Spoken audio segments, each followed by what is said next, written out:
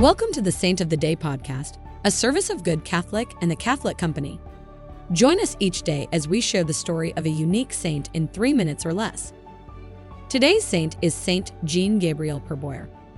Saint Jean-Gabriel Perboyre, who lived in the 1800s, was one of 8 children born to a farming family in France. He was a pious child and served as a model of virtue for his childhood companions.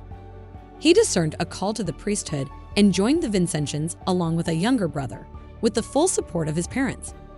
He served as a seminary professor for many years, and his sanctity impressed even his superiors. He longed to serve in the missions to China, but his poor health prevented him, and his brother was then sent instead. He prayed and begged to also be sent to preach in China and to suffer martyrdom there.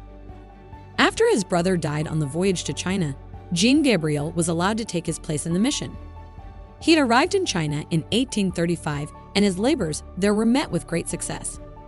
Eventually, though, persecution broke out against the Christian missionaries, and Jean-Gabriel was one of the first to be arrested.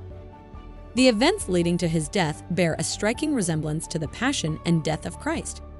He was betrayed to the authorities by one of his new converts for 30 pieces of silver, stripped of his garments and clothed with rags, bound, and dragged from tribunal to tribunal. At each trial, he was brutally treated and tortured.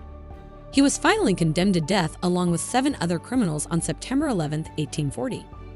He was martyred by being strangled to death as he hung on a cross. His feast day is September 11th.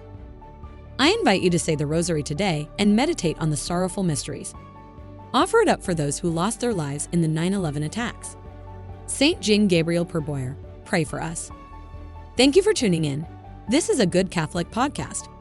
If you liked what you heard, check us out at goodcatholic.com and make sure to subscribe to our YouTube channel.